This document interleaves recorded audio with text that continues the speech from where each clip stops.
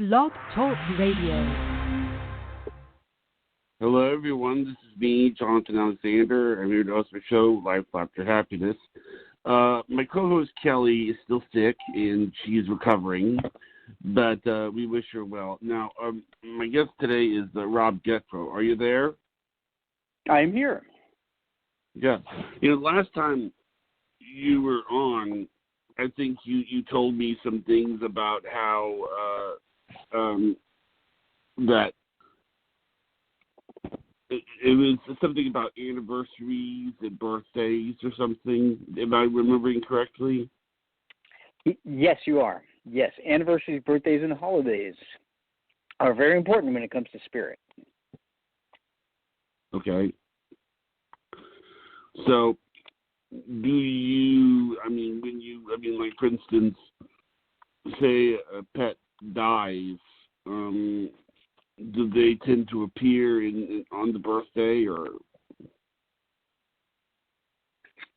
Yes, usually it's around birthdays, anniversaries, or holidays that pets will make an appearance. So, okay. Now, when you say make an appearance, what do you mean?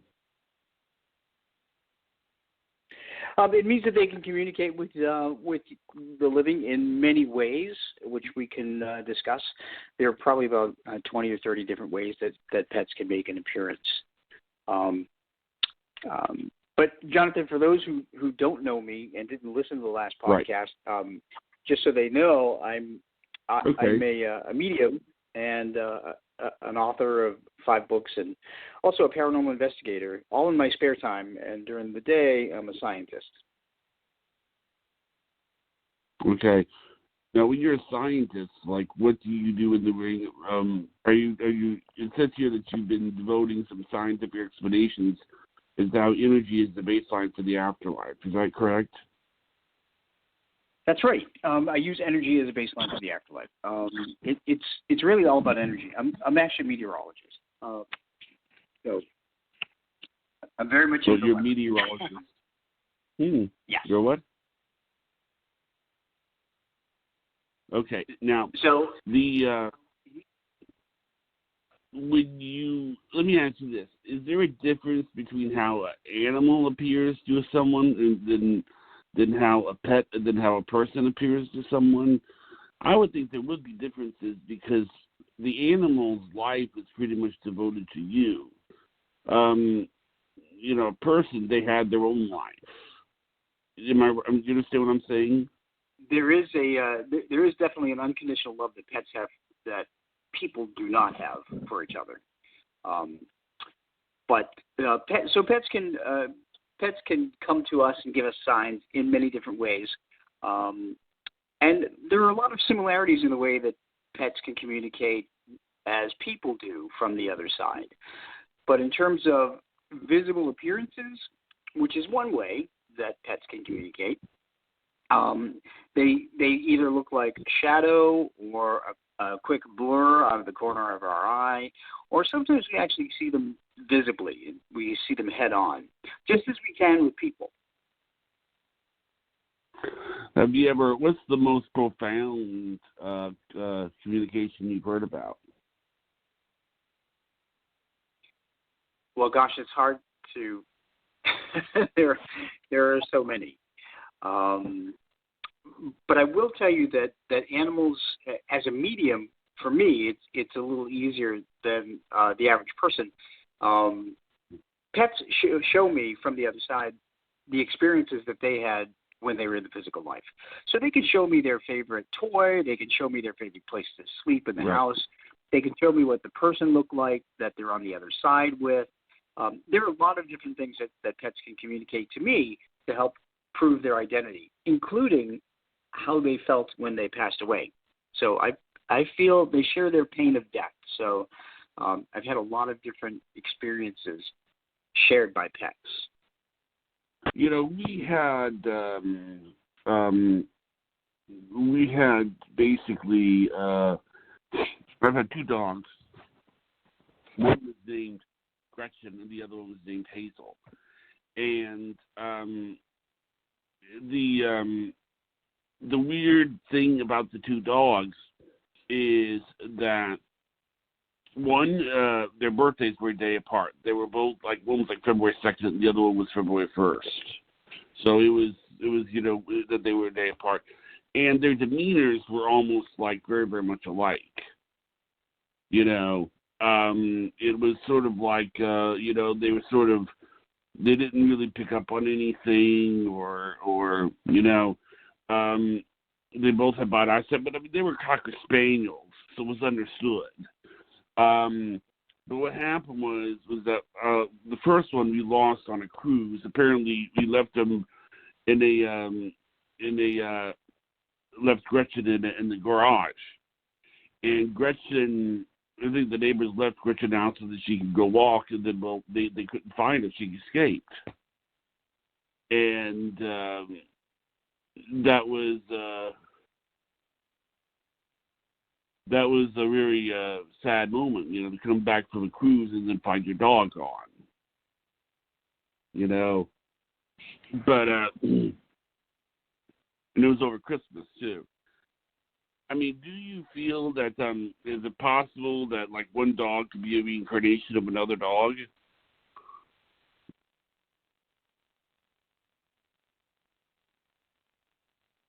Are you there? Yes. Sorry. That's a great question, and I actually get that question very often. And the answer to that is really no. Because what happens is when a pet passes away, they wait until we pass away before we all come back. Often pets in spirit will come back and they will train the new pet or an existing pet to have a habit or a couple of habits that they had when they were alive. So that's why you're seeing maybe another dog having the same traits as your other dog that passed. Would you be able to tell, like, what happened to Gretchen? I mean, like, or would you be able to do that? Or I could. I could certainly try and tune in to what happened to Gretchen. A lot of people will email me, and I do this on my spare time. But if they email me a picture of their pet and their pet's name. And then any questions they may have, I can tune in. I understand. Yeah. Well, I'm sorry, I don't have that offhand, but I guess the thing is, it's not. I mean, it's just that it's like I've often wondered about the two dogs being very very similar to the point where it was like, oh well, Gretchen was doing a lot of the same stuff that. I mean, Hazel had a lot of skin problems. But they were very similar. I mean, one was very and they both had this incredible. I mean, they were both adorable dogs. But go on with what you're saying. Were they both living at the same time, or did one pass before the other? I'm going to assume that there was one. See, we don't know what happened to Gretchen. But we Hazel, obviously, a dog like Hazel is not gonna. I mean, my guess is that if I were to say something, I would say that Gretchen is probably training Sophia, probably. Because Sophia is my sister Cassidy's dog. She has a Chihuahua. I'm not Chihuahua, a Chihuahua. And do the dogs know, like, if they live in different homes or something? Yes, they do. It's all about energy, and the energy. And energy connects all of us. So think of energy as a spider web that connects every living person that knows every other living person. And pretty much we are all connected to each other. We all have a web of, that energy web or whatever. So that's how spirits can find us. and they can read, they can read our energy. Mm-hmm. I mean, it's sort of like my sister Cassie is sort of the bear taker of the two dogs, and so I would think that if they were to come back and appear to someone, it would probably be to Cassie, because it was just like she always took the mommy role, and so what they might do is like on Cassie's birthday, they may appear on Cassie's birthday, right? Yes, that's true. But they could also appear to other people if Cassie is still grieving them, because what happens is grief acts as a wall. It acts as a block to any messages that a spirit is trying to get through. So if Cassie is still really sad and depressed over their passing, then the dog or even a person would come to somebody else, like you, for instance, so that knowing you can get the message through to her. Well, that's an interesting message, because I mean, I've never thought, I've often thought in my mind about how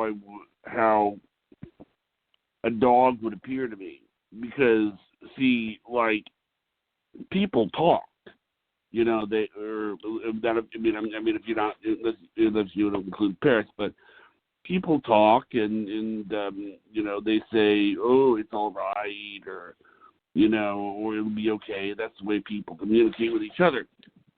Dogs, they don't really do that. I mean, you don't. But I mean, well, actually, I guess you could have a dream where the dog is talking to you. Is that possible? Sure, that's possible. But so here's the thing: the way the pets communicate that differ from people. Pets will they'll do a lot of different things. So coming into your dreams is actually the easiest way for a pet or a person in spirit to communicate with us, to let us know that they're okay. They don't usually talk. They don't, speak, whatever language. But they show pictures. So in your dreams, they would show you a picture. Usually, a pet will show you a picture of a peaceful place to let you know that they are at peace, that they're happy. However, we have to understand too that one of the things that I outline in my Pets in the Afterlife books is that dogs and cats learn on a lot of different levels. So they learn words. We teach them obedience, so they know what's right and what's wrong. They know routine. They have instinct. They have mothering instinct. They know how to play games. They know how to socially interact with other dogs. All of that stuff requires different levels of learning, just like human children. And as a result of all of that learning, they have the ability to communicate that to us, whether it's in dreams or, other things that they did when they were alive. Like you may hear their nails on the floor at night. You may hear the jingle of their collar at night. They could jump up on the bed. Cats like to do that in spirit. You may hear a bark or a meow, and it always sounds like it's coming from another room. So another way that's very common that who passed can make themselves known is to lead you to another dog or cat that looks just like them. And now that and why? Another reason, not to cut you off, but that's another reason why I wonder if maybe Gretchen did pass, because Hazel and Gretchen, I mean, they was very, very similar, So that's why as soon as I'm not to cut you off, but I'm just saying, as soon as you said that, I thought of that. Go on with what you're saying. No, sure. So, well, see, what happens is when I'm conversing with somebody like you, is that I'm influenced to bring up certain things that will likely be relevant to the person to whom I'm talking. So I was influenced to say that so that you could understand how Gretchen may be communicating with you. by So what leading you're you to saying another is, dog a little farther. you're saying that Gretchen was Hazel was Gretchen reincarnated, or No, Gretchen I'm saying lived that. in Hazel? Yes, that's what I'm saying. Yes, yeah. Our pets won't Gretchen. reincarnate until we're gone. Okay. They'll all be waiting for us in the light. They'll all be waiting for us in the other Now let side. me ask you this: do pets that are passed on communicate with the pets that are still alive? Like, does Sophia and Gretchen ever communicate with the? Does Gretchen and Hazel ever communicate with Sophia? They do. They absolutely do. As a paranormal investigator, we have actually brought one of my dogs on an investigation, and the reason is because dogs and cats have a different physiology. They can actually see a faster movement. Their cones and rods in their eyes are a different configuration than humans, so they can see faster movement than we can. And spirits move at that faster vibration. So dogs and cats can see them. Dogs and cats also have better hearing than we do. They can hear at higher and lower frequencies. And spirits speak at higher and lower frequencies. We use digital recorders to pick those voices up. So have you ever used a dog whistle before? No, I know that. Yes, I have. Yes, only the dog hears it. Right. And we can't hear it. So that's pretty much what's happening. Is that the dog can hear that whistle at a different tone. We can't, but spirits who have crossed and ghosts who are earthbound will communicate on those frequencies. So they, in other words, the dog whistle. I think I sort of think I understand. You mean the ones that are passed on communicate on a dog whistle frequency?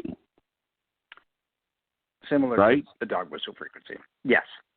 Either a higher or lower frequency. I'm not sure if a dog whistle is a higher frequency than we can hear or a lower frequency, but it's different than the human ear can pick up.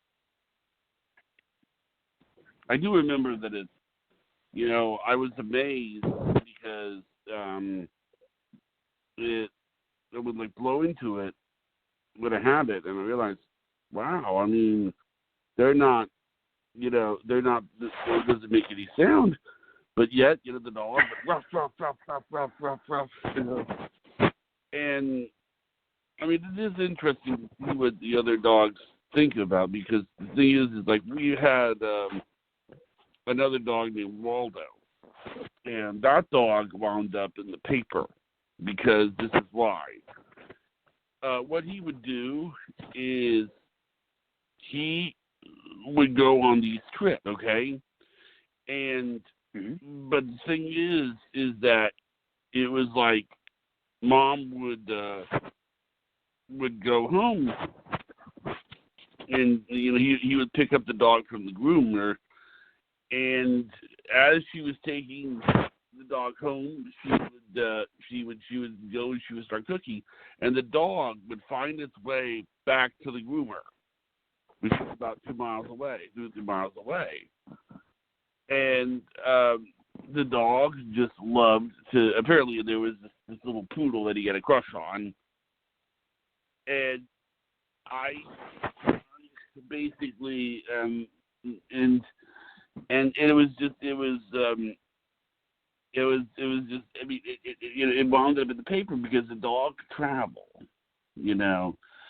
and we called him. He was in the paper. They called him Waldo, the wandering dog. And so the amazing. You were always asking, "Where's Waldo?"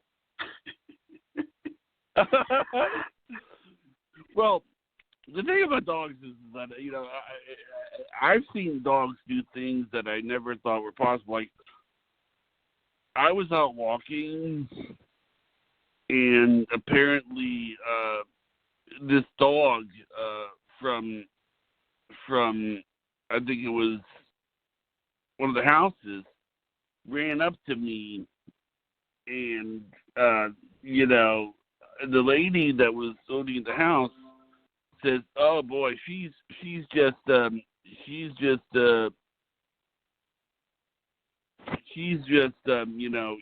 you. She's just loving you." And what happened was that so what happened was this dog, and I never seen a dog do this before. It got up on its hind legs. It took its front paws, and it wrapped it around me trying to hug me. And I was like, okay. I was like, wow, I've never heard a dog try to hug me before. So it was just amazing that they can be that smart. And another thing that's amazing is the fact that they can be, I don't know if I ever told you this or not. I don't know if you ever heard this before, but I just always love reading the Guinness Book, the World Records, and I wanted to see who was the most expensive guard dog, and apparently there was a dog that had a hit on it.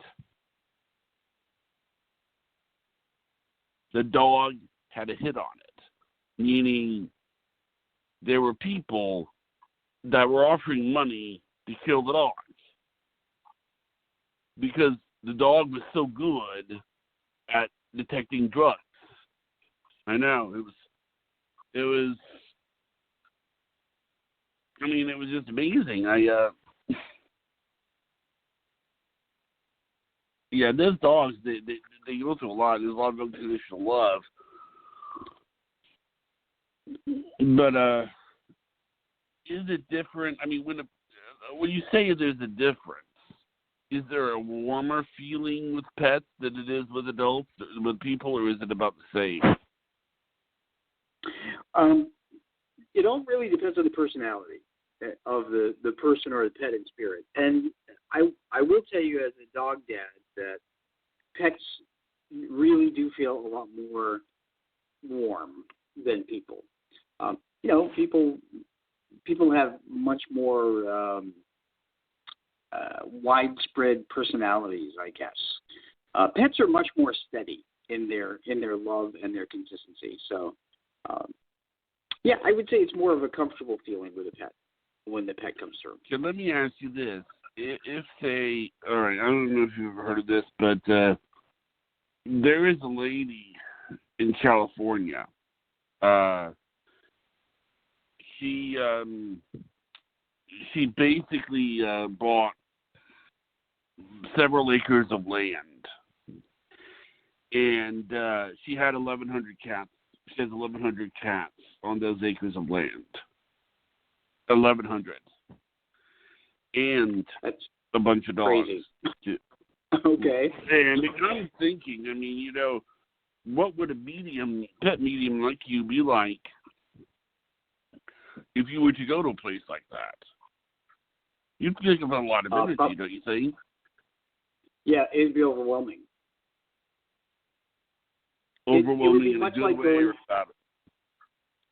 Probably in a challenging way because, like when I go to Gettysburg, Pennsylvania, where the Battle of Gettysburg was fought, it's like hearing 10,000 people screaming at me in a stadium, and I can't tune in to one person. It's a hard thing to deal with. But I think my understanding is that you're a pet medium. Are you saying you actually see people too? Oh yeah, I'm not. Yeah, when you're, I guess I've become known as a pet medium, but I can see pets and people, and I have been able to see and communicate with both since I was a kid. I understand. So 3 of the books actually that I wrote were out of the 5 were actually about the people that I've met as earthbound ghosts or spirits that have crossed over. Mm. As a matter of fact, my latest book is called Ghosts of England on a Medium's Vacation. Uh-huh. And when I went to England, I ran into an awful lot of ghosts, human ghosts there, and I wrote about them. Although I did run into one dog in England. He was living in a museum that was a former home. It's interesting, what they, like, okay, I'll tell you something. There are some dogs that are probably interesting to contact. Okay, there is, as you know, I'm mentioning the Gaines book again, but there was a dog, they named him Zeus, okay? And he is the world's biggest dog. He is 7 foot tall. Well, he was 7 foot tall. This is kind of where the whole fact that you're a medium would chime in. I mean, I wonder, it's like, because, dogs, when you're alive, they're kind of aware. They have to be somewhat aware of what they're capable of. Like, okay, like, for instance, let's say we're talking about, I'll give you an example. Coco the Gorilla, which, by the way, passed on recently. You know who Coco the Gorilla is, right? I've heard about Coco the Gorilla. Okay. Yes. Well, she was a famous gorilla. She was she got raised in captivity, and they gave her a kitten, and the kitten was she would actually pet the kitten, and she named it Ball because she would talk the sign language, Have you ever communicated with a chimpanzee?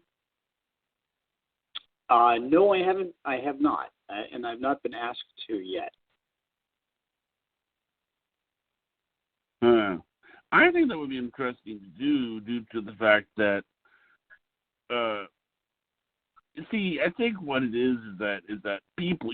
I think animals would probably be more warmer than people because, like right now, we wake up in the morning and there's at least 30 different things that we worry about.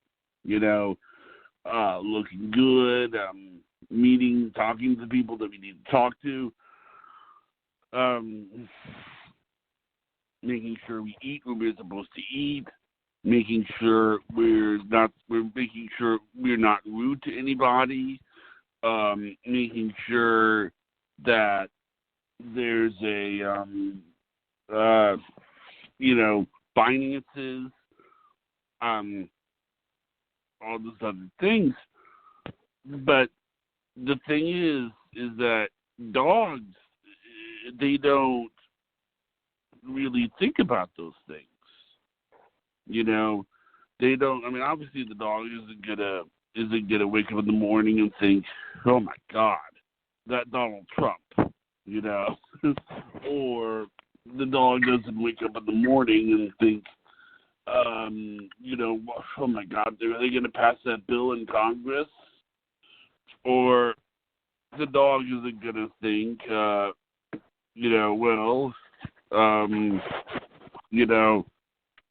my taxes going to go up? Or, they don't. I mean, if I was a dog, I probably wouldn't even be thinking of those things. I would be thinking about the owner. Because that's all they really have to think about, really. I mean, they don't, and it's an unconditional love, Sure. I mean, it's, you thought about what I said. It is true. They don't spend, they really probably don't have a lot of the time things to worry about that we worry about. Well, certainly when they're puppies, they have a lot to worry about because when you think about when pets are born or bred and born, they're taken away from their mothers after several weeks, right? So, right, that's pretty traumatic for anybody to be taken away from your family and then brought into a stranger's house where you have to learn how to build up trust. So it's really important for people to who adopt to understand that, you know, we have taken this pet away from its mother. So we have to be patient with the pets. Now, do different species have different energies?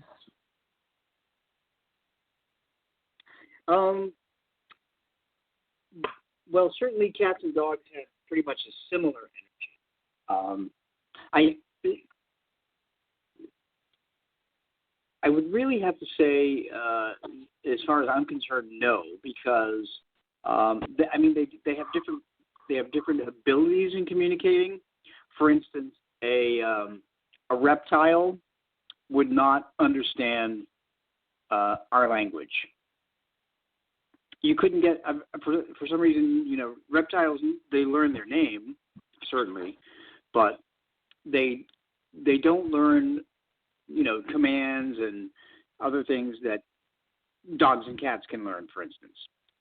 So now that's interesting that you bring that up, because my co-host, who's not here today because she's sick, but you know, she takes care of exotic animals, and the animals she takes care of are like sugar gliders, tarantulas, snakes, and she has some bearded dragons.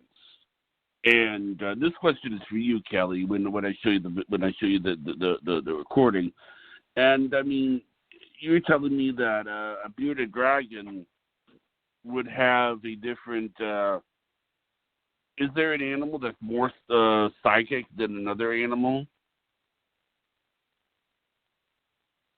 You know, it depends on the level of intelligence of the animal. Certainly, I've only dealt with domestic animals, domesticated animals, because those are the ones that can relate to people. Those are the ones that are brought up in homes and so forth. I cannot get messages from wild animals like elephants or tigers or something like that, because they really don't have much in the way of relating to people on a day-to-day basis. So they don't hear our language all the time. They don't know our habits. They don't live in our environment. It's really all about how much they can relate to us, so that we can understand.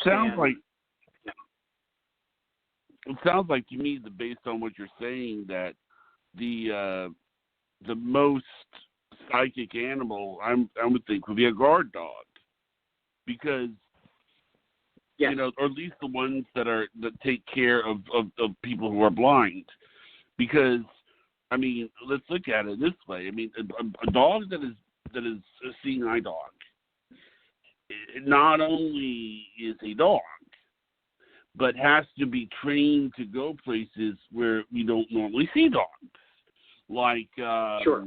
airplanes, the movies. You know, I had when I was in college, we had a girl take a seeing eye dog to class with her, and she was on. I mean, you know, that was a smart dog, because it got me thinking. You know, it's like, you know how in college people do pranks where they yank the fire alarm. I mean, it's one thing to do that for us, but for a dog, if you go back to the dog whistle, you'll understand what I'm talking about. A dog whistle, you know, a fire alarm to me is gonna sound loud, right? So but see, if that's the case, then that's going to make a fire alarm for a dog, right? Because, well, I don't think it'd be torture, but it would certainly be irritating. Yeah, because see, it's going to be a lot louder, you know. And actually, another thing that I've heard that we also tend to think about, we don't really think about things from from the animal's perspective. Like, for instance, this is something that I learned when my sister Cassie bought her dog. And I don't know if anybody's ever told you this before, that if you have a dog that starts barking at you, okay, then what they say to do is to not yell at the dog. Have you ever heard that? If it's somebody else's dog, you should not, because what you're doing, the dog perceives it that you're barking back and you want to fight. No, well, actually, what it is, the way I understood it was, the dog perceives it as joining in, like the dog. Oh, okay, yes, you want to join in, you know. And that's what she says, especially if if it's you know, so if it's your own dog, I mean, so they perceive it as joining in. And another thing that I've also heard is that a big dog, like, you know, will love to go for a walk, but a Chihuahua isn't going to enjoy it as much, because if you take it up a hill, well, you know, once you take the dog uphill, it's suddenly a mountain for that little dog. So the dog's not going to like it as much, you know. And I mean, it's interesting to see, but I'd really like to figure out why certain dogs like certain people other than others. I mean, why is that? Because, like, Sophia loves me, but she only loves guys. She doesn't love guys, but she loves me. I mean, what do you think is the cause for something like that? I think the dogs can read emotions, and they know when you fear them, and they know when you trust them. You know, when people are afraid of dogs, they release a scent called pheromones, and dogs can actually smell that. Dogs have hypersensitivity when it comes to smell. So they know if someone's afraid of them, and if someone's afraid of them, they're not going to like that person. Well, yeah, I mean, when the dogs that I ran into that bark at me, I just the only time I've ever had a dog like really bite me was a Chihuahua, but the owner was there, and you know, she told me she had shots and everything. But I just sort of, like, dogs run up to me and then they bark, and then I just kind of look at them. I just stare at them, because, you know, I mean, I'm thinking to myself, like, if I yelled back at the dog, then first of all, he's not going to know what I'm talking about. You know, he's not going to understand what I'm saying. And if I say, hey, stop, well, he's not going to understand what you're saying. You know, I mean, but it's but let me ask you this: do dogs that have passed on know our language now? Because, I mean, obviously, I would think that because they're passed on, they understand things a little bit better. Well, they usually understand the language that the words that they learned in their home. So the more words that you teach a dog when they're alive, the more words that they can use to communicate from the other side. If you think about it, some of the most intelligent dogs, the most intelligent dog breeds are Border Collies, Poodles, and German Shepherds. And Border Collies have been seen to understand 1,000 different words. So that's pretty amazing. And they have a huge vocabulary. That dog that I told you about that ran up to me and wanted to give me a hug was a poodle. It was, you know, I mean, I was like, that is a smart dog, because the dog knew. And actually, another thing, this is so funny, because if my mom were to call in, this is a story she'd probably tell you about. There was when you see gorillas in the zoo, the one thing that we remember is, you know, they're a lot like us. they have families. You know, they do all those other things. The one thing that we forget is that those things are very strong, very powerful, and that's an understatement. I mean, they're not the kind of people that you just want to, they're not the kind of things that you just want to, walk up to and try to pick a fight with. I mean, I think we both can agree on that, right? Yeah. Okay. Well, what happened was that there was, and I think you might have heard about this, where mom dropped her baby in the cage, and so we all understand. It's like, the baby saw the gorilla saw that this baby didn't belong there. So the baby walked over to the gorilla walked over to the little baby, picked the baby, and handed it to the mom. Mm-hmm. I've heard that. Yeah, he did. And that's I think that's the thing. Huh? That's amazing. I know. Well, what's amazing about that is that one, the monkey knew, but also it is true. I mean, we keep forgetting that. I mean, that they're a lot like us, but one of the main differences they are from us is that they are freaking strong, and they could rip us in half. I mean, there's a reason you can't have a monkey as a pet. Absolutely. Yeah. So they tend to, but I think that I mean, let me ask you something now. I mean, have you ever done a reading on a monkey? No, I've never been contacted by anybody that had a monkey as a pet. Oh, because I've heard that.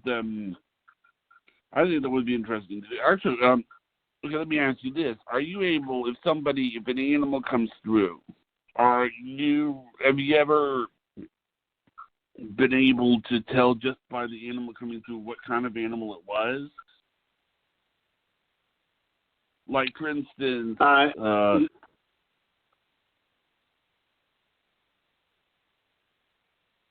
well, yes. Yes? I can say yes. But yeah, when I'll cite that story that I was started to mention earlier, that I went to England and I went into a museum and I sensed a dog running around. I didn't expect a dog in a museum. Certainly nobody expects a dog in a museum, but there he was. And I was actually able to verify with people who work there that there is in fact a dog that has been seen many times in this museum. So this dog used to be at the museum, and it's not anymore. Now, do dogs and cats give out different energy? Like, how is it different? It's really just it's all the same energy, but it's all based on their personality. So, if your pet is shy in this life, they're going to be shy in the afterlife. If your pet is kind of in your face, kind of happy, energetic, and so forth, they're going to be the same way in spirit. And if you've lost more than one pet, the one that you will probably hear from is the one that has the stronger personality. So that doesn't mean that the one that's more quiet and reserved isn't there. It just means that they're letting the other one do all the talking. Okay. But I mean, do you feel that I mean, like, I've heard that I've asked people this question about why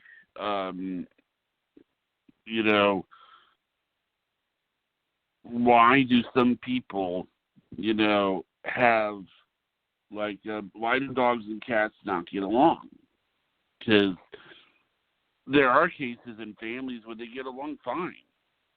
You understand? But, for some reason, dogs and cats, they just seem to not just, get along. And what happens is they said, and my sister told me this, that it has to do with the different personalities. Like dogs will, will always wonder about what you're doing, always wonder where you are, and want to follow you around. That's true. Yes.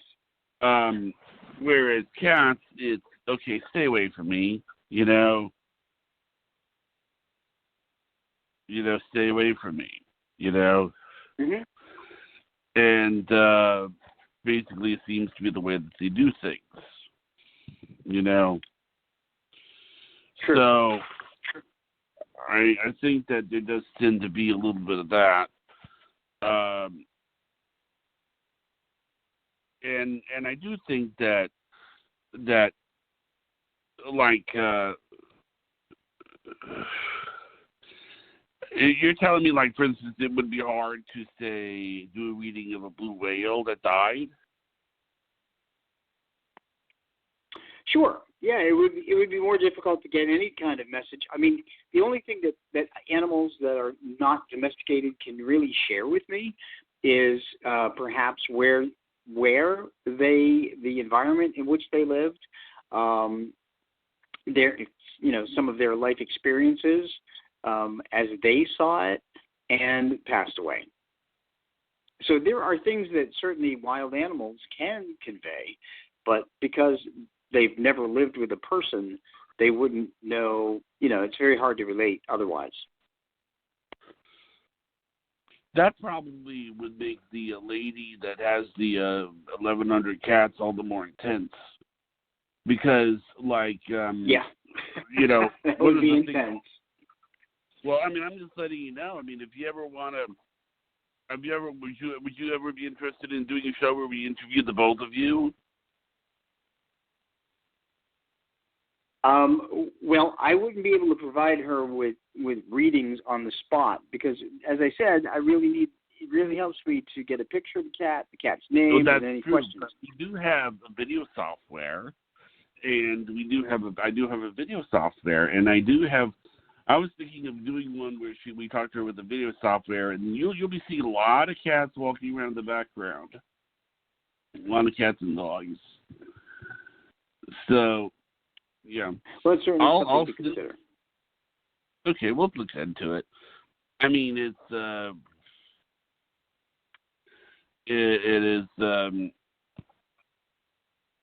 to be interesting because I mean, what you say is interesting though.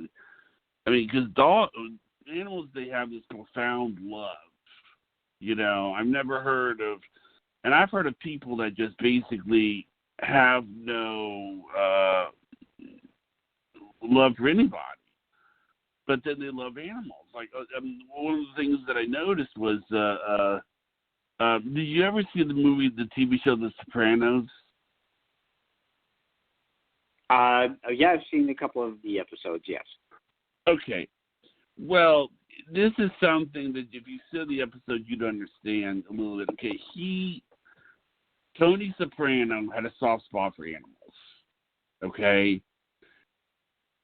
And he could beat anybody up, it wouldn't matter, but as soon as you heard a bunch of ducks, or if you heard a bunch of ducks, or if you heard a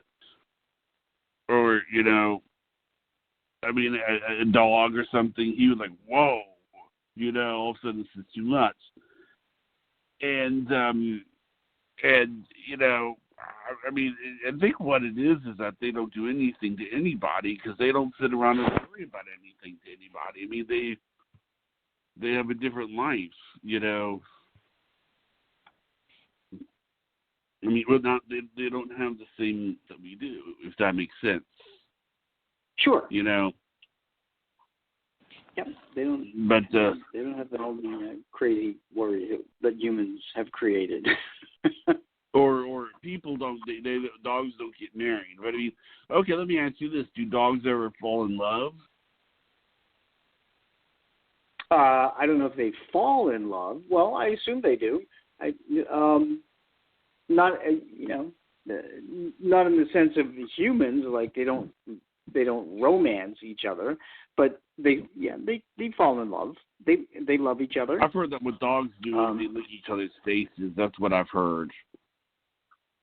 I mean, that's what I've heard, at least. Well, I think they'll lick anybody's face that they love, really. Right. I have 4 dogs, and they all lick my face. So. No, but I've heard they do that to other dogs. But yes, it's a sign of affection. Yeah, or I mean, do you? I guess it's so. Is there a dog? Is there an animal that's probably more fun to talk to from the afterlife than any other dogs? I think dogs and cats are the ones that I primarily have communicated with. I mean, I've communicated with some horses and rabbit here and there. The rabbits are able to tell me a lot less. But dogs and cats certainly have a very wide personality. I've one of the messages that I got from this one dog, I think his name was Poopy, actually. He had shown me that he had a toy in life that he really loved. It was a yellow squeaky toy, and his message to his pet parents was to not let the other dog in the house that is still alive play with that toy. He wants that toy put aside with his ashes. And when I wrote that to the person that sent me the dog's picture, they wrote me back and they said that is, Poopy was very, very jealous of the other dog and did not want the other dog to have that toy. He would always keep that particular yellow toy away from that dog, the other dog. So, dogs maintain their personalities just like people do. Now that's interesting because we had my other sister. She had a dog named Abby, and she was a black lab, and it was sort of funny because whenever we tried to get Abby and Sophia to like each other, we just couldn't do it. It was just, and they were just very competitive of one another and everything, and it was just this. So I actually tried to take a picture of them, and I got them in the same picture. But it wasn't easy to do. I mean, do you have any videos on how to communicate with animals? I'm sorry, could you repeat that again? Do you have videos where you teach people how to communicate with animals? No, I don't. I don't make any videos about how to teach people how to communicate with them. That's why I wrote the 2 books on pets in the afterlife, how they communicate. And I do give a lot of lectures. I've been doing lectures on how they communicate, and lately I've been doing fundraisers for animal rescues. Yeah, my next one is in Salem, Massachusetts, actually in January. I'm going to be doing a benefit for an animal rescue in Salem, Massachusetts in the middle of January. These sessions are usually have like 30, 40 people in there, and everybody has their own stories. They all share different ways that their own pets have already communicated with them, and it's really an emotional time. It's our pets are our children for those who can't have human children, right? And they have the intelligence of a 3 to 5 year old child. It's been scientifically proven, as I wrote in my books. So they are children. But I think also it might be interesting to do a reading of an animal in a zoo, because you said yourself, animals in the wild. But if it's in the zoo, like what happens? Have you ever gone to the zoo? What happens when you go to the zoo? Well, to be honest with you, I haven't been to the zoo in a long, long, long time. So I think I'm overdue for a visit. But that's as somebody who, yeah. as somebody who's a medium and can sense energy, if you walk by a cage where there are animals and one of whom passed, I could probably feel the energy of grief coming from the other animals that are still alive. Animals feel grief, by the way, the same way people do. Like, I'd like to wonder if it was, if a different animal that would have a different energy. Like, for instance, a bear versus a wolf. I mean, a wolf is somebody who is, they always have this high level of being aware of everything, and whereas the an animal like it would be interesting to see who is the happiest animal. That would be an interesting thing to find out. I think it all depends on the animal itself and the personality of the animal. Animals also suffer from depression, just like people do. They suffer from anxiety. You have animals. You have dogs and cats that are on Prozac. Really? I've heard that. So they have the same personality and personality disorders that people have. So I think it's up to the individual. Like, and I always tell people this, that we really choose to be happy, or we choose to not be happy. I chose a long time ago when I was a teenager that I was going to learn how to enjoy life and appreciate little things every single day. And you can make that choice. You don't have to be, you don't have to be depressed. Granted, there are chemical things going on in our brain, but you can learn to train yourself to be an optimist. And that's what spirit wants. Everybody on the other side wants us to be happy, including our pets and including our people. Mm-hmm. Okay. Well, we have about a minute and a half left, but I wanted to just thank you for coming on. I'm sorry that my co-host wasn't here to talk to you, but I'm sure I just texted her just now that I mentioned you about the lizards. And thank you for coming on my show. Well, thank you for having me. And if anybody has any questions, they can go to robgutro.com or petspirits.com, and they can find me that way. Okay. Well, thank you, sir. You have a good day. All right. You too. Bye-bye.